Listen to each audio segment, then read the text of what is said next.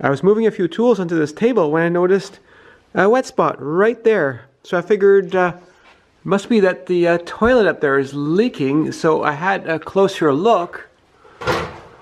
And on inspection, I noticed the water was coming down this pipe, which is actually going up to the attic vent. The toilet is a wall-mounted toilet and it comes off to the side, but the water seemed to be coming more vertically, not off of this pipe to the toilet.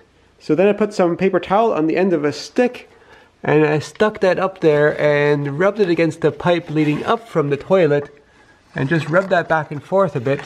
Sorry about the poor lighting. And it came out damp. So I realized the water is coming from above. So I figured the water must be coming through the roof, and I went up in the attic to check it out. And while I saw quite a bit of frost on the vent pipe, I didn't see any sign of water coming in through the attic. So where is it coming from? Digging down, I could see that the insulation had some moisture in it, but it had frozen solid. So why is there moisture in the insulation around this pipe? It's not coming in through the roof and the pipe is not leaking. So where's it coming from?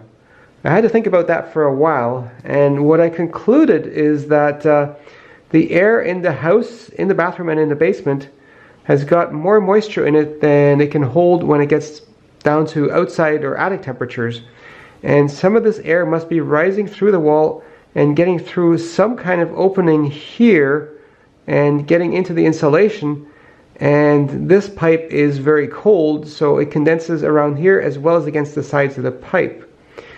And there must be a net downflow of air most of the time happening in this pipe, because going into the basement I measured the temperature of the pipe and it's considerably colder than the surrounding temperature in the basement as well as other copper pipes in the basement.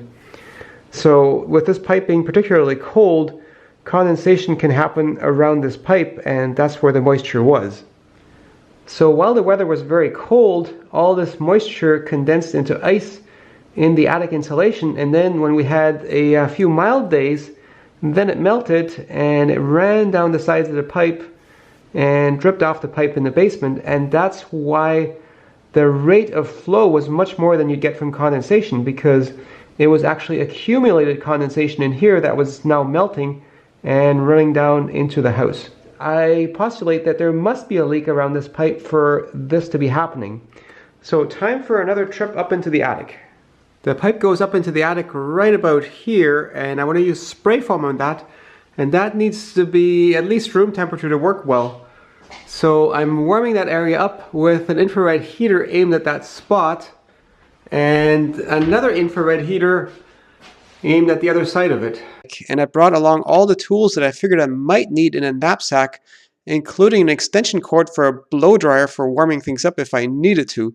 But that was a bit awkward because the backpack made me a bit taller while crawling, and there just wasn't enough room between the braces I crawled over and the rafters, and I kept hitting those. So here I am back at the spot. Last time I saw a tiny bit of condensation actually on here, and this is where it goes down. And my theory is there's an air leak down here somewhere.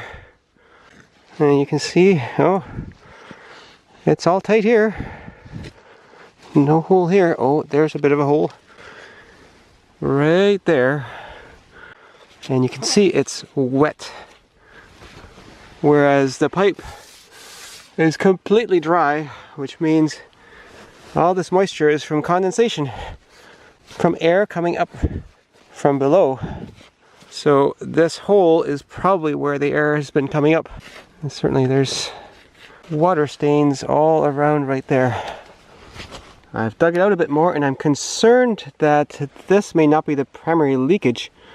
This is on top of there and then strapping, and then the drywall on the bottom, and it's possible that the air underneath there just gets all around, because there's a little bit of water stain right here and right here above the insulation in this zone here, which suggests that warm, moist house air may be coming up and getting all the way to here and causing condensation right there.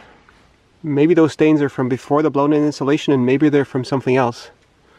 Oh, there's one on that one as well. but looking this way there isn't. Could have been a leaky roof at some point, who knows? Although there's no water stains on the rafters at all. Now I've just put a messy bunch of spray foam insulation against there, which will hopefully seal it up. I don't know if there's air flowing anywhere else. If there is, I can't get at it, and I can't see any obvious leaks for it. Hopefully this will fix the problem. While I was up in the attic, I also rewired a couple of lights because they had low voltage transformers on them for just little 12-volt bulbs. They're really kind of a novelty more. And I bypassed all that so I could have 120 volts to put a real light on there. And I noticed there was a little bit of staining in the insulation, which suggests that it had been wet at times too at those fixtures, because again, there's air getting up there.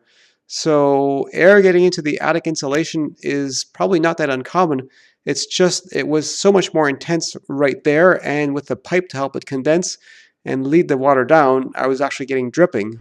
And that whole thing just underscores the importance of having a vapor barrier in your house and having not so many leaks in it.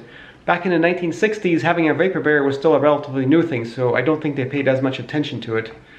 Anyways, I hope you enjoyed this little episode of house debugging.